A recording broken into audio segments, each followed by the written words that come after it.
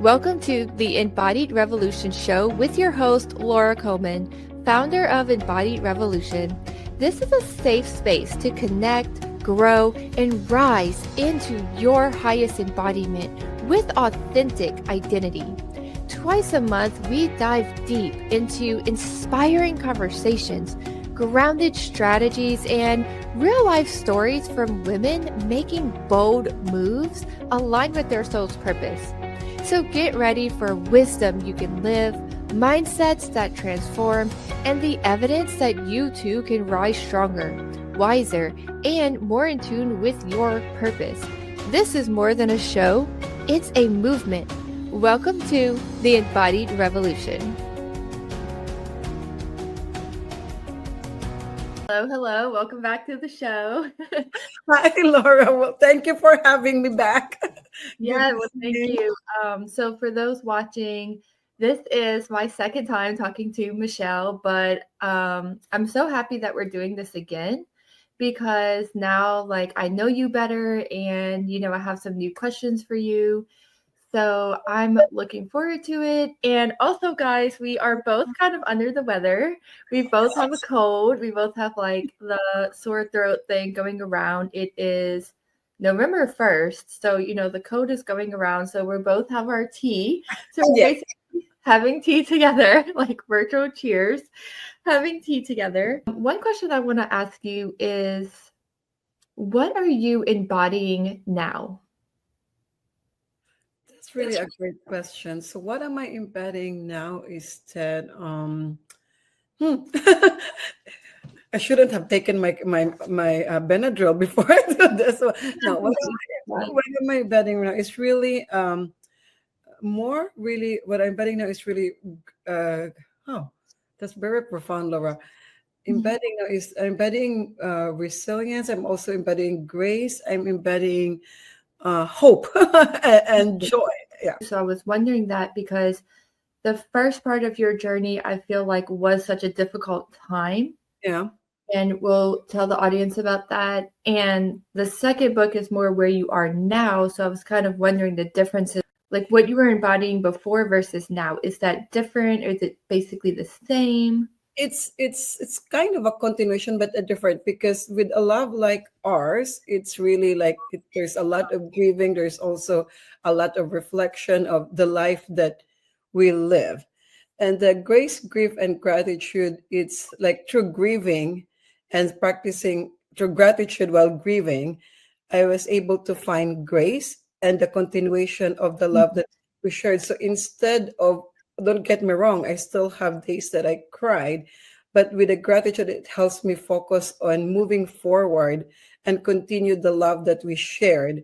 And by sharing through the grace, grief, and gratitude, because each chapter of the grace, grief, and gratitude has a gratitude exercise as well as a reflection to the readers to their own story, that it will help others by sharing my stories and what helps me to get through to those grieving. And still sometimes grief come in waves, that's there's hope, and that after the long winter, the spring comes, and then there's summer. So it's like going through the 4 seasons of life as well. I love that. So I know I heard you say grieving. So let's tell your story. Where did this kind of whole revolution start for you?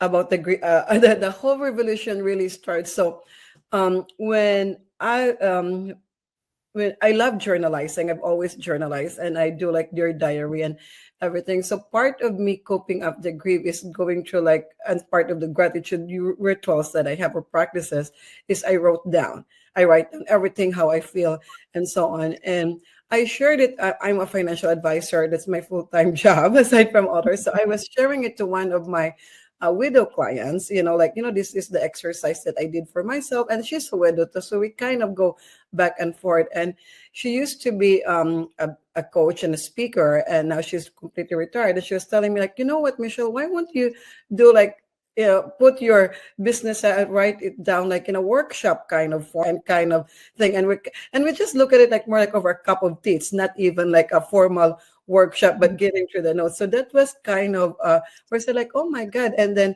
she said to me, like, one of my sorority sister in California, her daughter just became widowed at age 45. So maybe you could relate it because of the age bracket wise, because I live in cave. So most of the widows that I encountered are a little bit older than me. So it's like, so this was kind of said, yeah. And so like, you know what, maybe this would be your next thing. Like, you're already helping us with our financial and retirement goals. This is your other thing, like more holistic and helping us with your story. Your story helps us and bridge that holistic kind of approach. Right. Also. Right. So for Yeah. those who haven't read the book or haven't heard of the first book yet, first off, what are you doing? Go get the book. But second, let's bring them into what the first book is really about for those who don't know your story. Like, what happened with Jerry and you that really started this whole gratitude journey and this gratitude awakening as I see it? Thank you. So, for just a quick synopsis, so you better buy the book. So, I'm just going to do a teaser. So, A Love Like Ours is really a story, a reflection of, we were diagnosed 6 months apart with cancer, right? And cancer has this D word or C word, like you're like, oh my God. But we didn't let cancer defines us, but instead we didn't let cancer takes the best of us. But in return, we took cancer as a friend. And what I mean by that is that having cancer as a friend, because it's all about mindset and how you put out there, is that we have the best 2.5 years of our lives together. That's why our love becomes stronger. And it also happened during COVID. So we're really literally in this together, just him and I, and the doctors and our oncologist team. So it's a story. It's a story, of course, there's a story of grieving, there's a story of loss, but there's story also of love, that love and kindness that we get from strangers, from friends across the globe, because that's what helps us, during the to keep help us to stay strong, to stay positive, regardless of the situation with the cancer and the COVID simultaneously that we are both facing. Mm-hmm.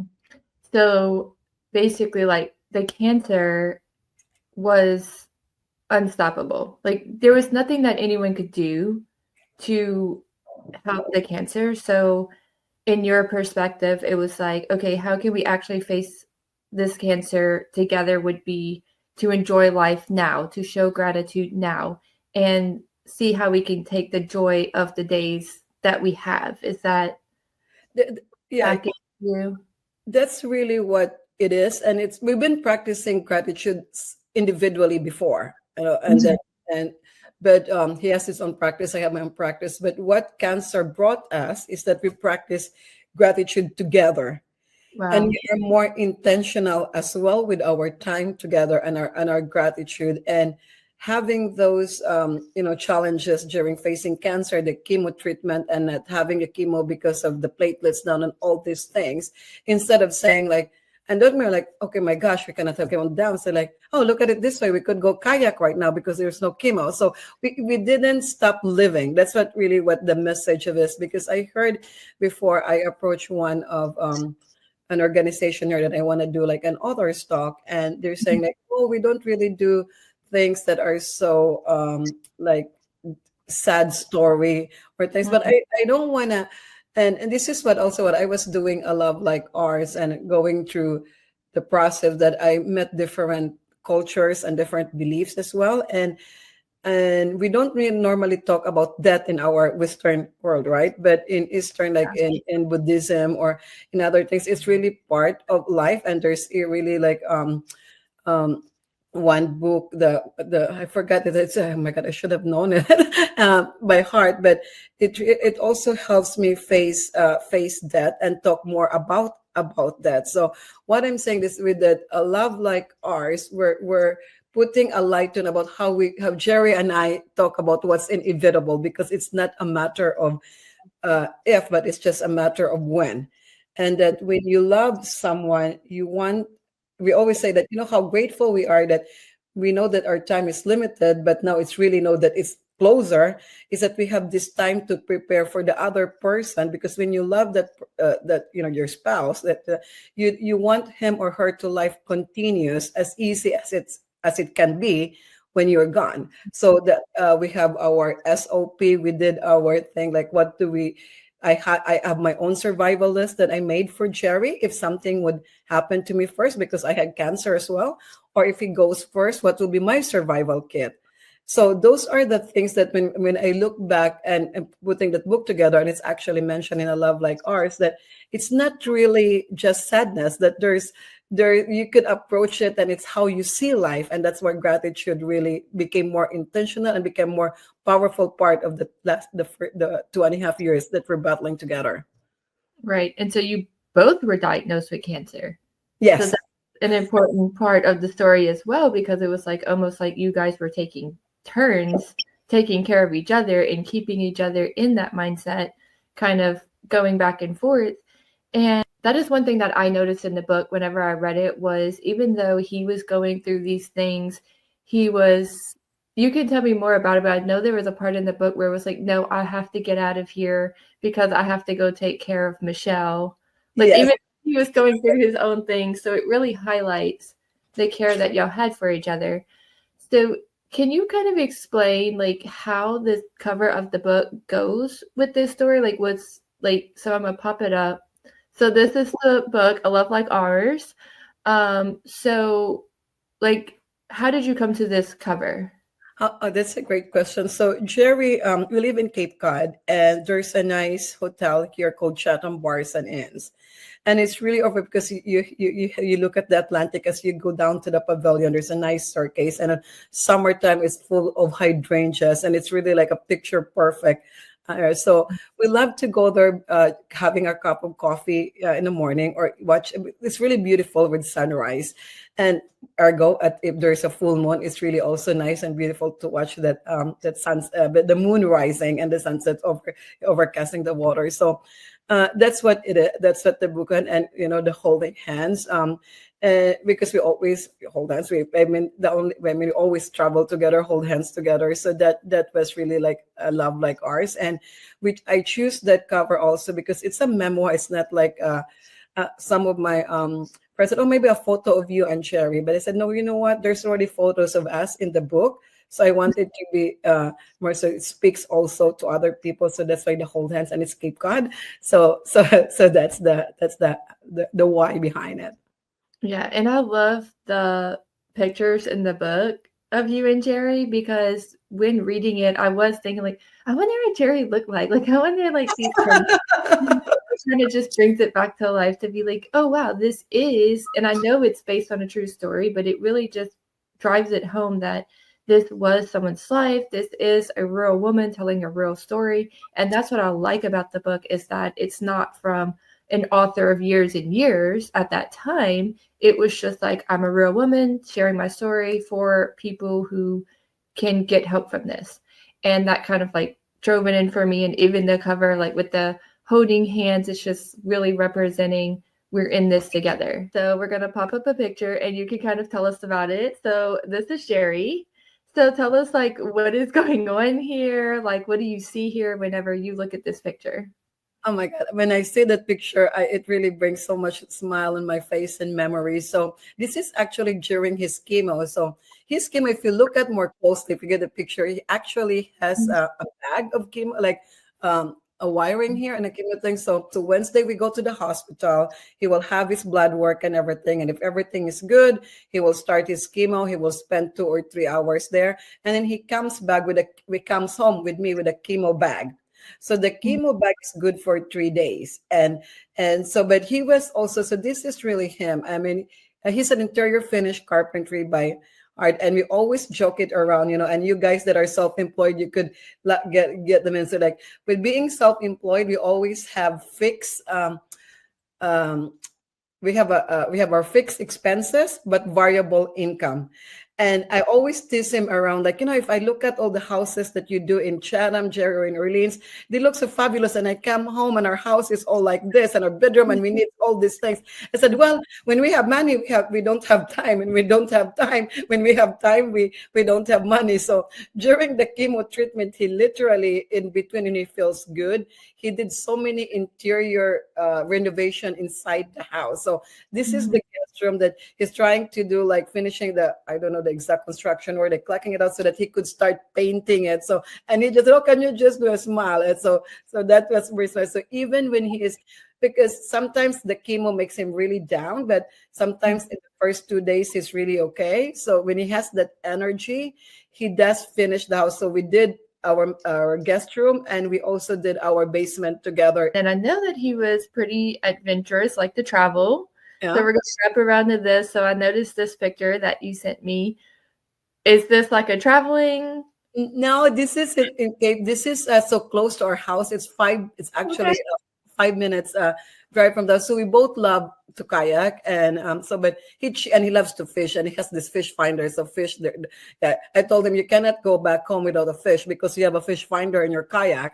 So when he decided to stop his chemo, that was June of 2021, and Jerry's summer baby's birthday is in July. So like, I want to have the best summer of my life without chemo, without work, without pressure. So when we can, and even summer, so we go to the pond or we go to the beach and we kayak, we spend. So that was Jerry's last summer alive. So that was a month before his birthday, and that was in June. So we spent the whole day at Goose Pond, and we just really kayak. I was paddle boarding because we have one kayak, one paddleboard, and I was taking pictures while I was paddleboarding, and he was just getting off with his kayak, getting to the water with his kayak. Oh, wow. So if you're listening to just the podcast and you can't see the video, it's him in a blue kayak and some really clear water. But I love that picture that it's just like this. When I see this and hear your story with it, I hear like this, it's like the meaning of living. Like he was off the treatment. He was just like feeling good and just like getting the most of his days, which, I hate that happened to y'all, but this picture does represent what you have told me about Jerry so far from meeting you the first time and now, of just him enjoying his days. So like, I think it looks like a really good memory. So that's what a love like ours is. It's not just a sad story. It's really what life is, and with life, there's that. Oh, now I remember the book, The Tibetan's Way of Living and Dying. So okay, yeah, I remember you telling me that before. Yeah, that's exactly what I was trying to say. Like, you took the words perfectly. It's like that. It wasn't, that book is not just about like he had cancer, I had cancer, and like all these things, but it's about living, loving, like all these memories that you'll have. Yeah. That's why like I love the title, A Love Like Ours, because it's really like we had such an amazing love that some people don't even have. So I kind of love that picture with that. And then we also have, I want to bring this up, the map behind you. So I also have a picture of the map. So we see it behind you. And this is the map behind her, which I'm just going to pop it up to show. So can you explain the map to us and the big idea of like the postcards and all of that? Because I just love like everything that you're doing. I'm obsessed. So like kind of tell us about that. Oh, you're so kind. So a love like ours is also, we love to travel. So the map behind me, and thank you, Laura, for the opportunity to explain, because people were asking, is that before there were two pins only, the red and the green. So the green are the places that Jerry and I would love to go together. So this is our entire life basically as well. We don't have kids, so we don't give each other gifts, like that. But our gift to ourselves is the travel. So that's why all the spins. The red one are the places that we have been together. And I promised Jerry, and I promised that I keep to myself, that I will continue on traveling. So after Jerry's passing, I still go to those green, but because I don't want to just kind of, I don't want to put red because he's not there. He wasn't there with me physically. So I put white on the places that I I went without Jerry rather. So after Jerry's passing, so after October 12 of 2021, the green becomes white. So there's still a couple of greens that I will still have to go. But Laura was asking me earlier, what am I embodied now after things? So when I will say that before I married too young. So I was a daughter, I was a granddaughter, I was a girlfriend, a wife, then a caregiver, then a cancer patient, then a widow. So what am I right now? It's really me, Michelle, embracing life, sharing my stories, and hope that my stories would, if it could help one or three person or ladies, then they could help them. It comes because gratitude is a ripple effect. Then I done my part, leaving this place better than I found it. Because when I look back, with cancer too, and you're reflecting and stuff, is that you help your clients with their financial needs and everything, but that's who define you as who you are as your career, but who you really are as a person. And that's what more make more profound to me right now, and that's more of my passion now too, as I go as a, like the Michelle 2.0, or simply Michelle that I just didn't, I mean, relearning who I am. It's kind of that, because I spent the first half of my life having those five titles, and then now are wearing those hats, and now it's me. Yeah, I love that. So this is the second book, which, like, speaking of Michelle 2.0, grace, grief, and gratitude. And I feel like this perfectly defines you right now. Like, you have the grace and you went through the grief, and of course you're focusing on gratitude. What is the reasoning for the beach? Is there So the beach is, I grew up in Philippines. The beach is really being, for me, when we moved to US, one of the things that it has to be closer to the water, and there's a direct flight, an international flight coming in. So those are two non-negotiable. So the beach, I'm a scuba diver. So beach gives me tranquility. It gives me peace. And so that was really it. And why also the beach? Because I associate grief with waves, so that they can come and go. So there's really no time frame for grief. So like, I know there's like the seven stages of grief, and I know, and some people, every individual grieve differently. So, but Mhm. I also know from experience that even though it's 1 year, 2 years, 5 years, it's gonna be a part of you, and I know that now.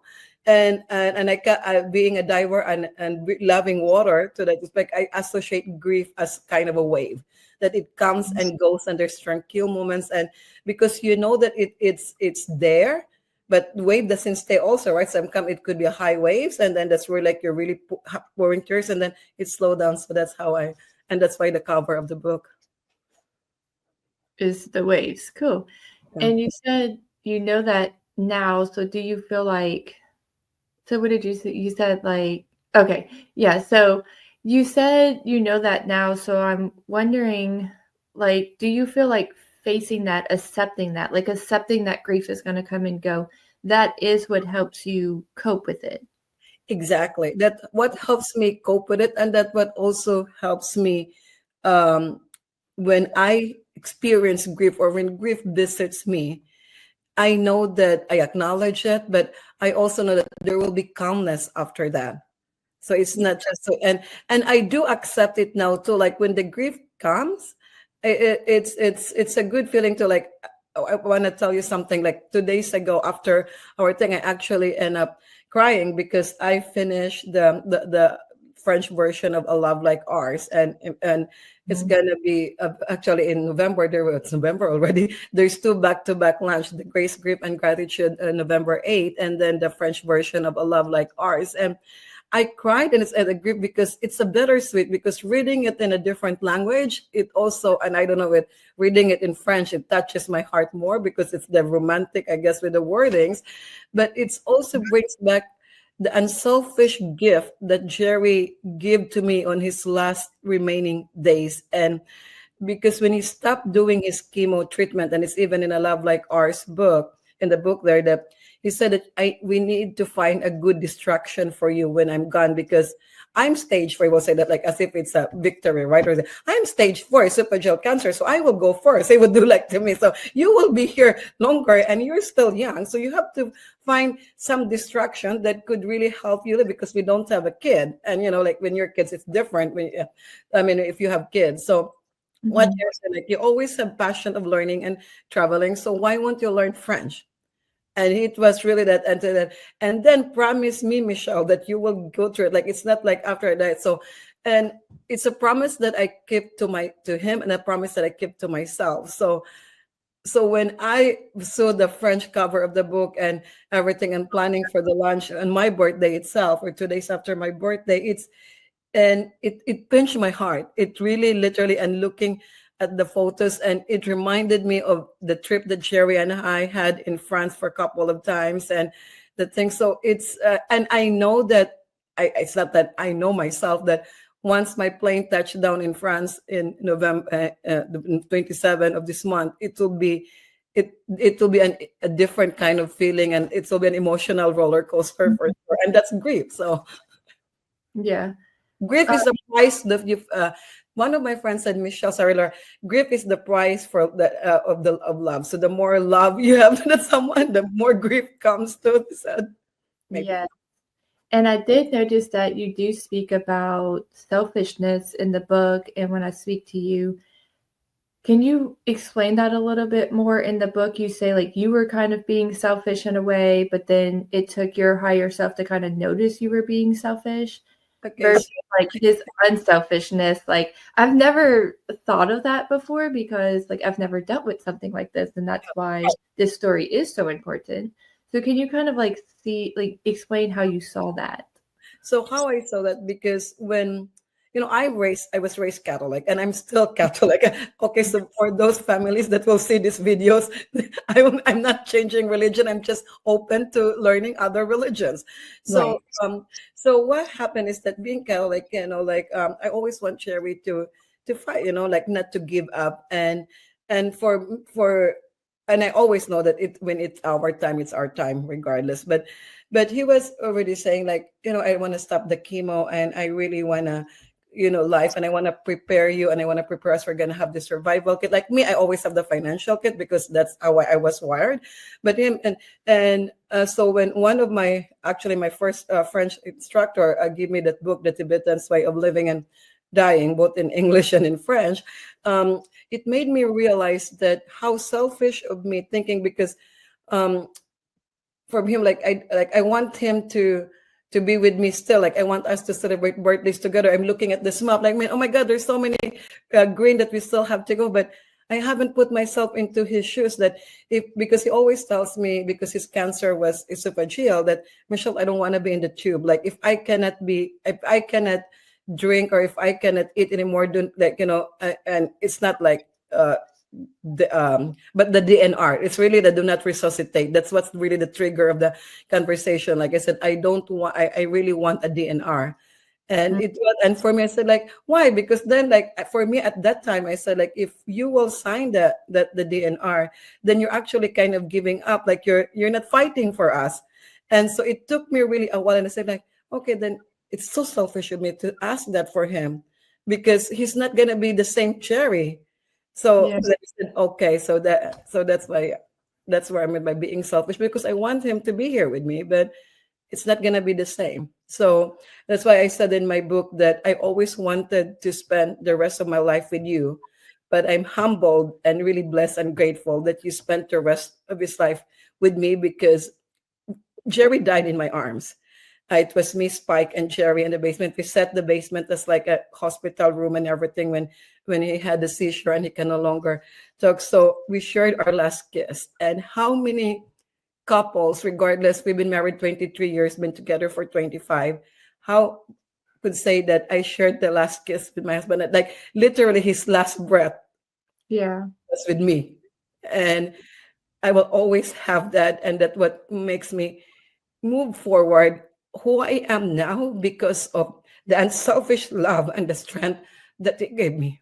That he taught you and it affects you today still, it helped make this amazing woman that's in front of us, I literally have goosebumps just because it takes women like you to be honest, to help other people to know like this is normal. Like if there was a side of you, and maybe there was before, but if you were kind of like, I don't want to share that part of the story because it makes me sound this way or that way, your honesty, I feel, is your purpose in this journey, because what you just said is so eye-opening. It's so impactful, even beyond, and I feel like it's a good way to honor Jerry's passing in life, however you want to see it, because it's just, you can't find that honesty everywhere.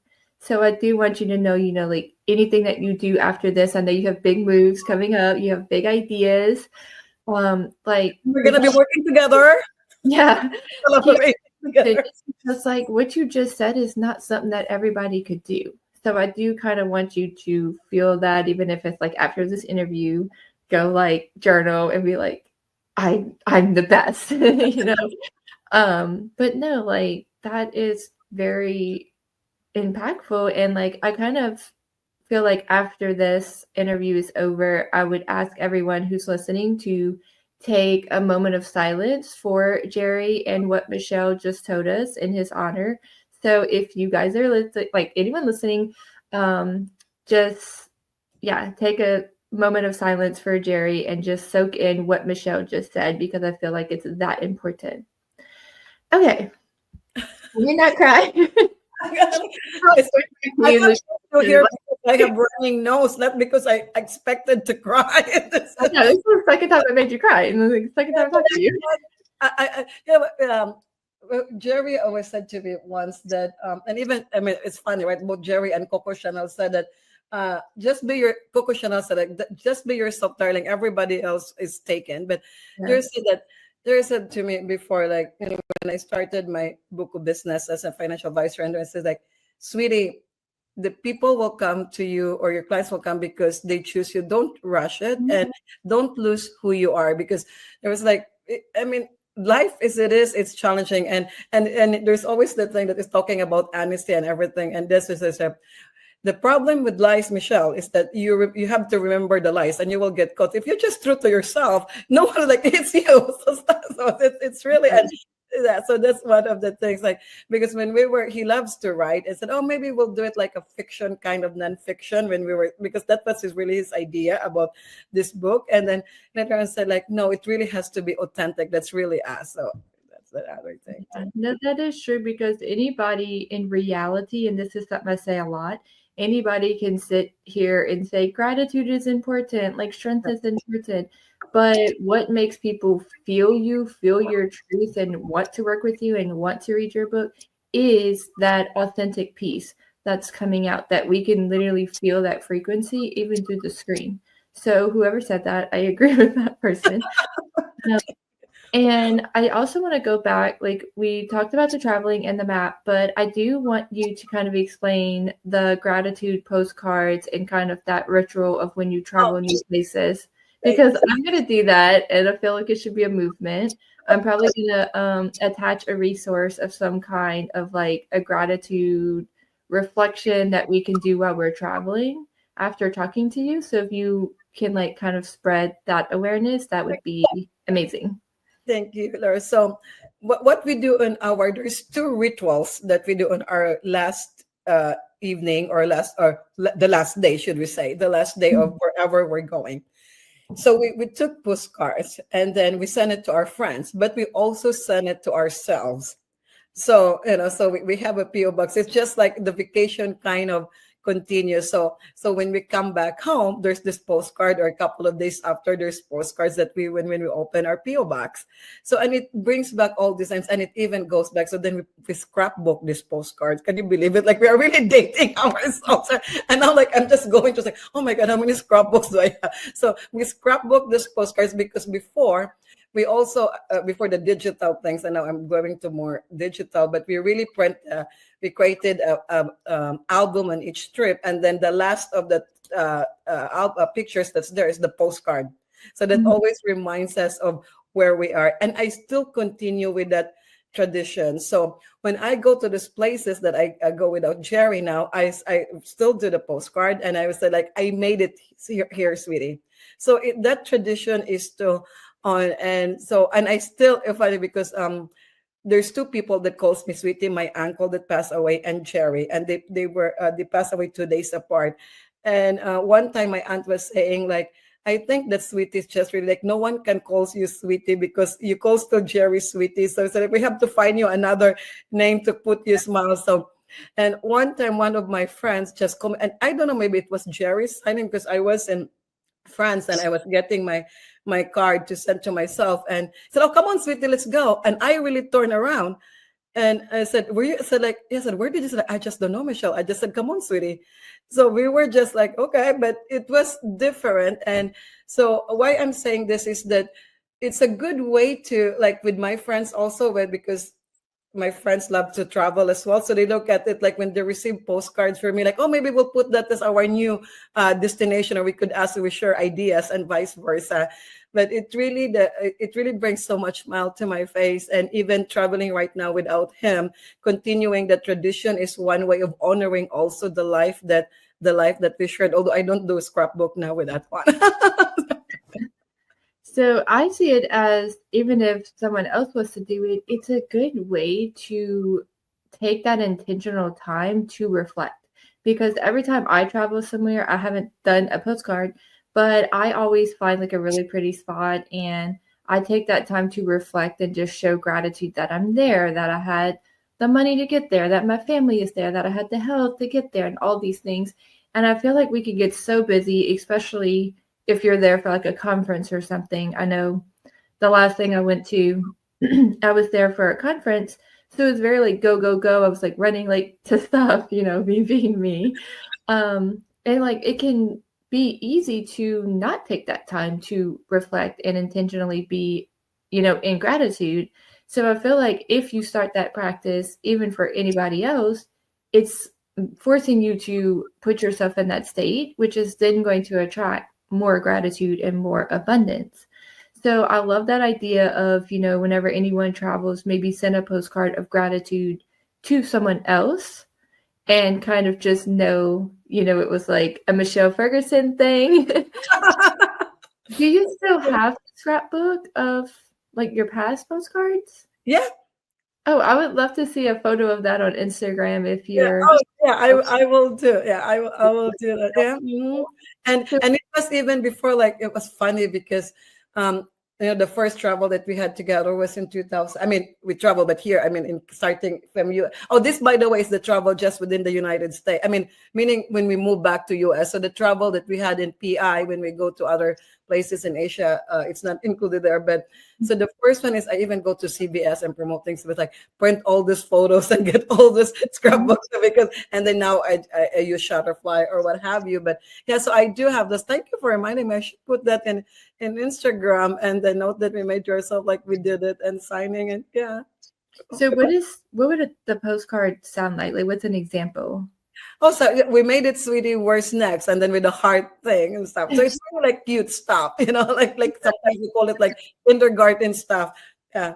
Or like, or for example, like there's one like when we went to Vienna and we went to the Sound of Music, and my full name is Maria Michelle. So then I have this, and it was actually funny because Jerry said, "Oh, we have to really print this." So he took a picture of his phone and me eating the cake, and then he said like with the one, and it's like he put this like how to solve a problem like Maria because of the Sound of Music, and then he said just give her wine and cake. So Yeah, he had a good sense of humor.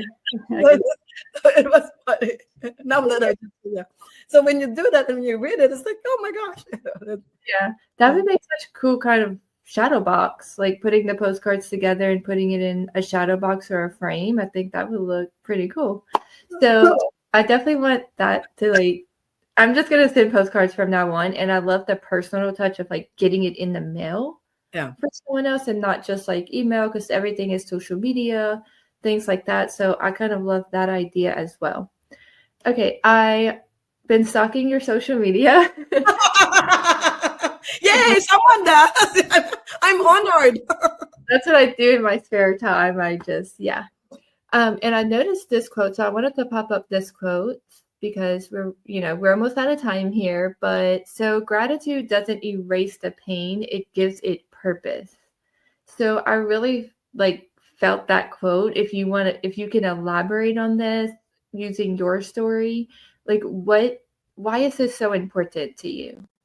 Why is it so important to me? Because I at a very early age, my grandparents taught me to give back, to pay back forward, and that's really has been ingrained in me growing up. But when you started your career and you have new relationship and everything, those kind of things, although it's always your foundation, it's a back burner, but it never bring into fruition.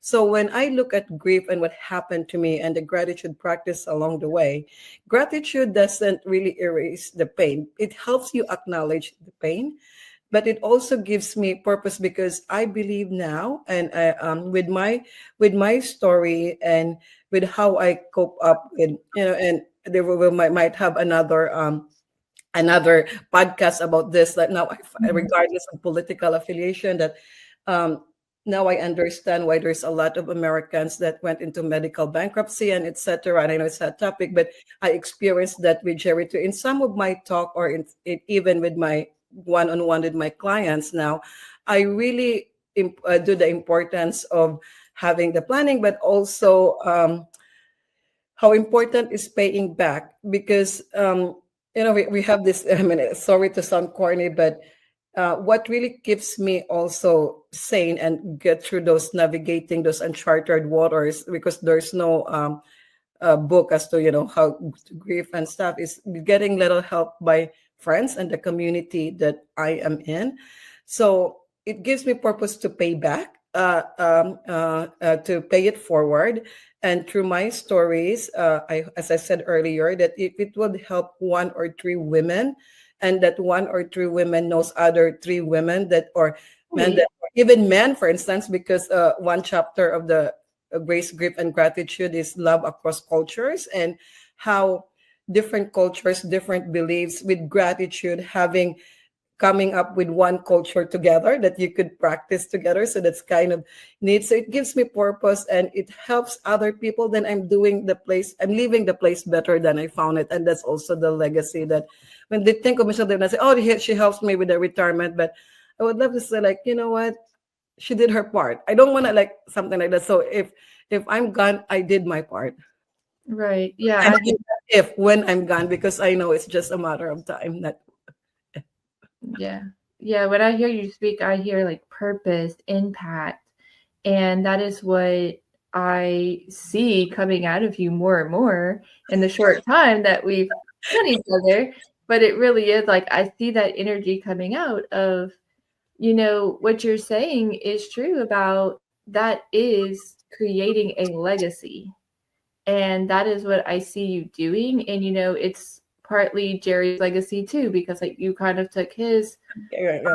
parts of him, and and then after you, that legacy will live on through many women. And that's kind of what we're trying to build here through your brand, my brand, anyone else, empowering women's brands, and why we're sharing stories is for that reason. So that is important, and I want you to know that I do notice this energy coming out of you and seeing you grow. I also want to point out that in the second book it is a bit different because it has the practices. So can you kind of tell us real shortly how is the You have to second? get the book. Yeah. The second book is an elevation of the first one. So the grace, let's see, grace, grief, and gratitude. Yeah. Can you kind of tell us about how it's an elevation of your journey of your first book? So in the first book, I took about the gratitude and how gratitude carries me with the uncharted water. The second book is really the action. So the how to there's the why I do it, why gratitude, but how does gratitude work feels like. So a couple of exercises, and to get the rest of the exercises, you have to buy the book. And Mhm. there's a lunch a week from today, and there's some special prices also. So you have to stay tuned to the social media. I'm plugging stuff.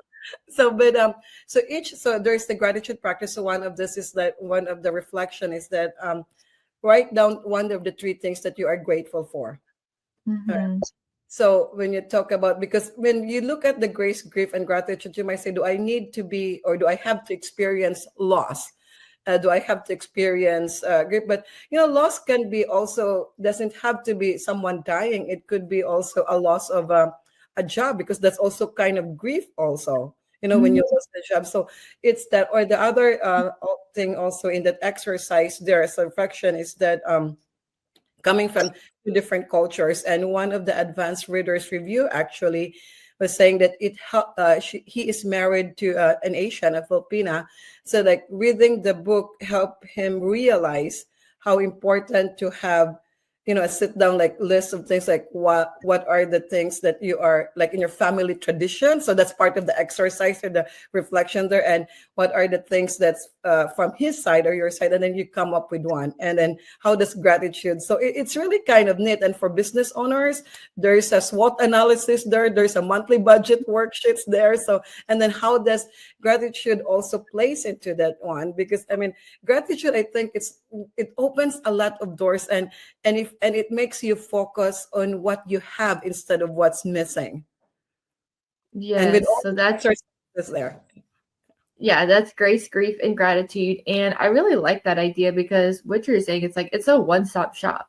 Like, yes, it's grace, grief, and gratitude, but like you're saying, you don't really have to necessarily be going through grief to for one resource to change a lot of things. So I know what the SMART goals are, and like also including the feelings in it, that is very important. So like even one resource can be impactful for like the long run, much less like many multiple resources from somebody with the story, such as this book.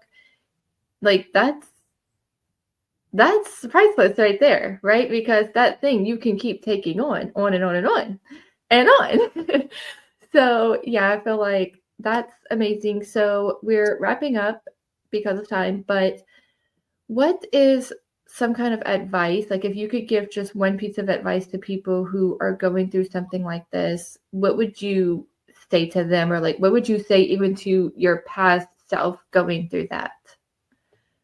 To my past self, um, remember to be kind, um, because sometimes you forget to be kind to yourself. So, to the Mhm. women out there, or to men, or any individuals that are caring or a caregiver or experiencing cancer, or still, my heart goes to you because I know how it feels like. I've been there. Mhm. I want you to know that it's not going to be easy, and I'm not here as a professional, but I'm just sharing you that if you choose to practice gratitude, or you incorporate gratitude, you might find some solace and some comfort with that one. Um, be true to yourself. Don't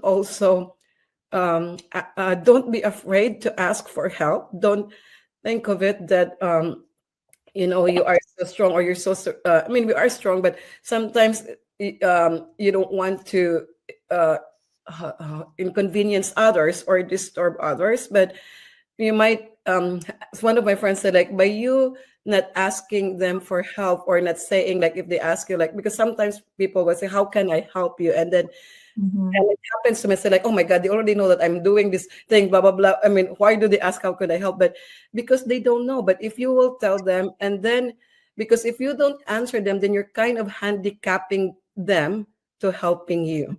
So don't be afraid to reach out. Then if they don't, then it's okay, because you will meet people, and I know now why I met Laura.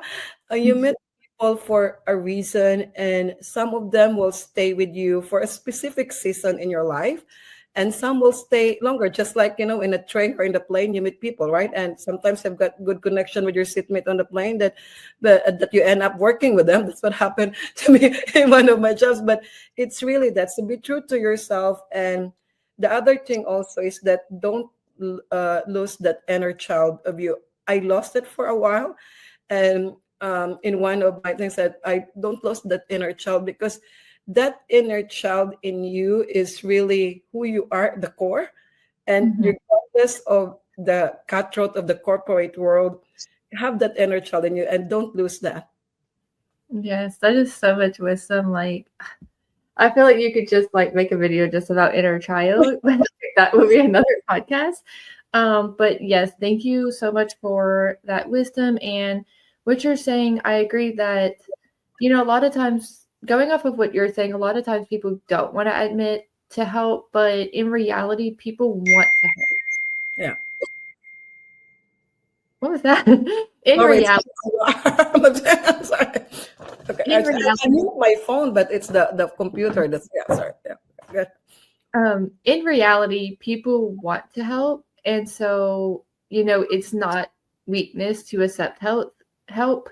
It's a strength in some ways. So thank you so much. I wish we had more time, but that is our time. But thank you so much for like your honesty, your wisdom. I know a lot of women will get a lot of help from this, and if you guys are going through anything like this, I would suggest reaching out to Michelle using her hashtag that's on her name.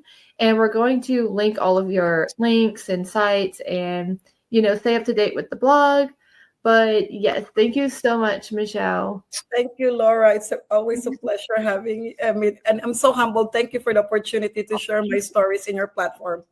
Yeah, At your no problem. Bye. bye. Thank you so much for joining us for this episode of the Embodied Revolution Show. I'm so grateful that you're here, and I hope today's conversation really inspired you to step deeper into your own highest embodiment. If you loved what you heard, please take a moment to like, share, and follow.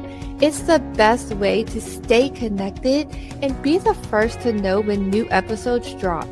Until next time, keep rising, keep shining, and keep living from your soul's purpose.